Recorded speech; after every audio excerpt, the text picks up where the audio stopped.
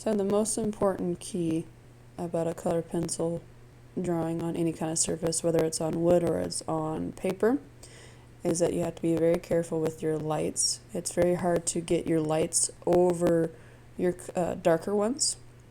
So you want to make sure that either you lay them down first, or when you're laying down the darks, you don't have an area where you have to do the lights over them.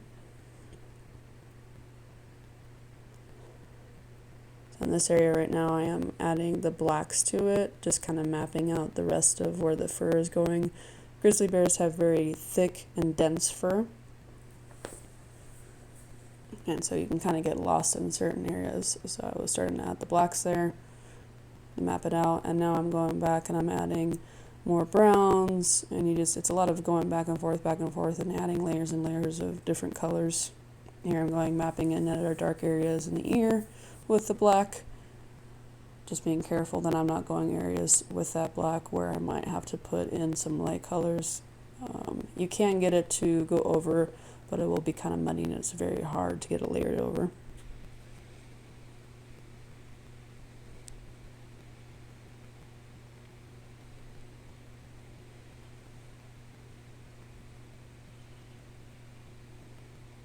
Here I am just continuing to work on the black areas, making myself matte. Sometimes I'll go back and I'll work on the side of that cheek, just adding different layers of color to it to get it to where I want for the effect.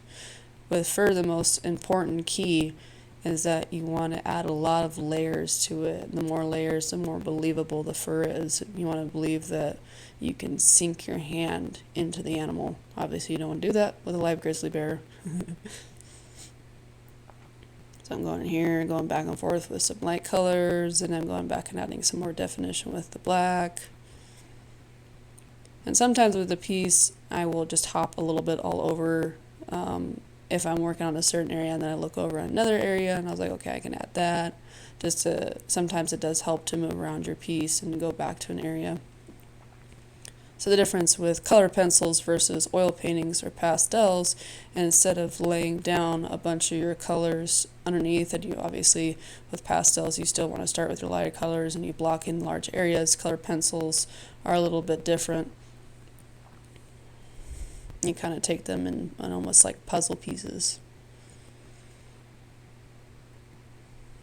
I'm still going back and forth. I work on that cheek area quite a bit, just because that's quite the focal point of this piece. So I really want to get a good amount of color in there, but I also want to get a good amount of contrast with the blacks as well.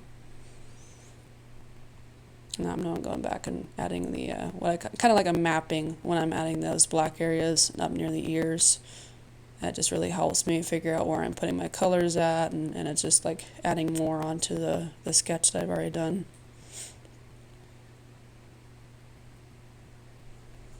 I'm going in with these dark colors, and I'm going with the dark browns. And I'm starting pictures of people's newborn babies because they're so cute. Okay,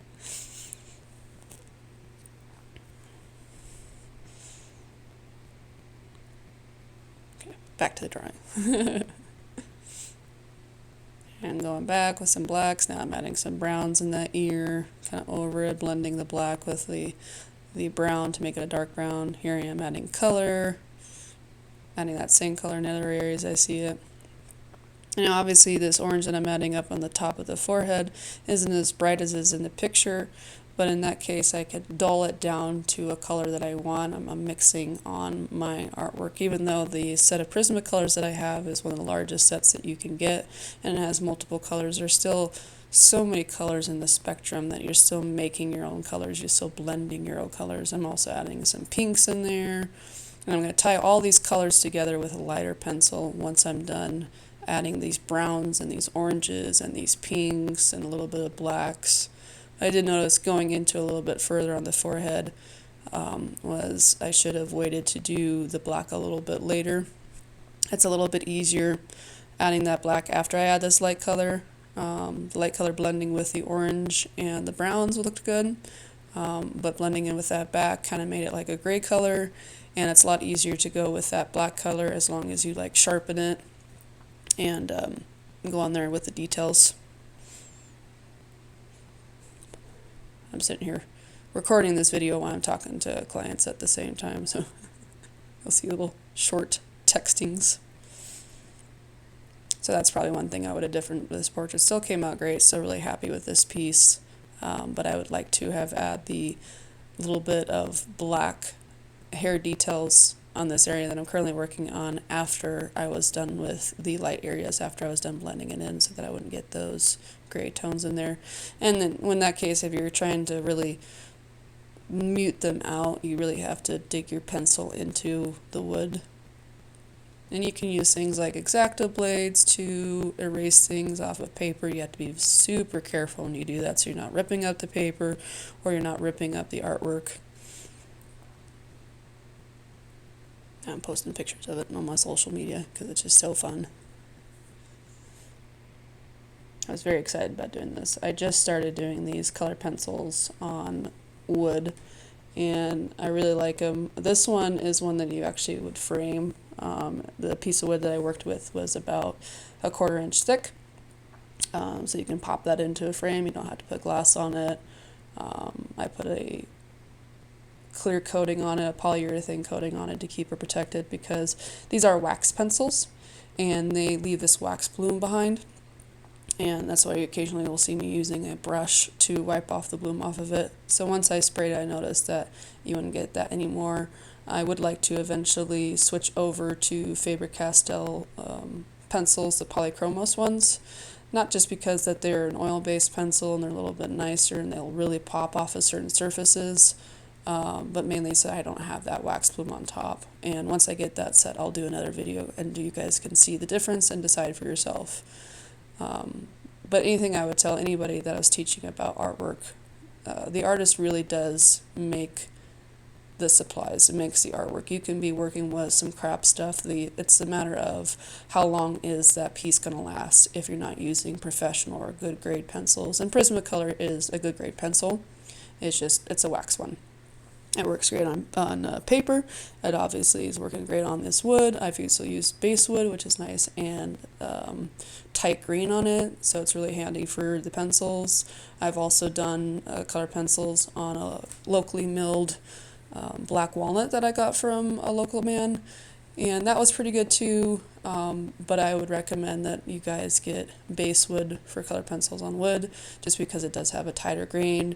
You can easily get those at Hobby Lobby. That's the most common place, but a lot of places will carry it in their hobby wood selections. It's just kind of a basic kind of craft.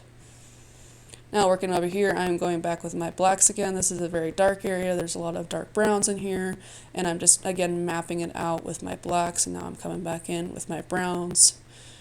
Also, again, just being careful that I don't go over two areas that are light colored, so that I make sure that those light highlights that are in there do pop. And I'm now going back and forth between the browns and the blacks, and I'm blending them together. And it's a lot of color that I'm laying down there, especially the black, so I'm definitely going back and forth and using my brush to get away with that extra residue that it leaves behind. And if you notice, the pencil sharpener that I'm using is just a basic sharpener that came with some white charcoal pencils that I got. Main key is that you just want a nice sharp blade. Prismacolor does make these green sharpeners that you can sharpen it and the shavings go into it. That's a pretty good one. It'll get a nice sharp tip. And then I'm also using a Prismacolor actual eraser, and that does pretty good with color pencils.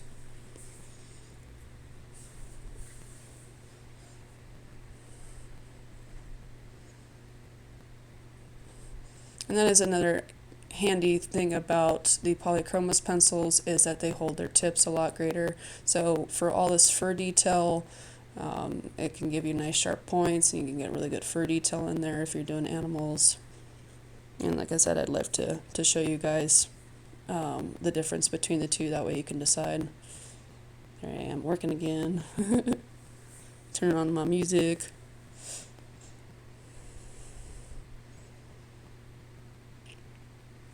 I decided to do a grizzly bear, and unfortunately I didn't get to record the beginning part of this, but I'm really glad I got to do the rest of it, because grizzly bears are just a very popular subject.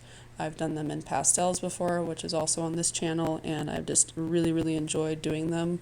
They're super, super fun just because they're tricky, because of their fur is so thick. I do a lot of animals like dogs and cats that have longer fur. I personally think longer fur is a little bit easier to do than this kind of fur because it's just so intense, it's so thick.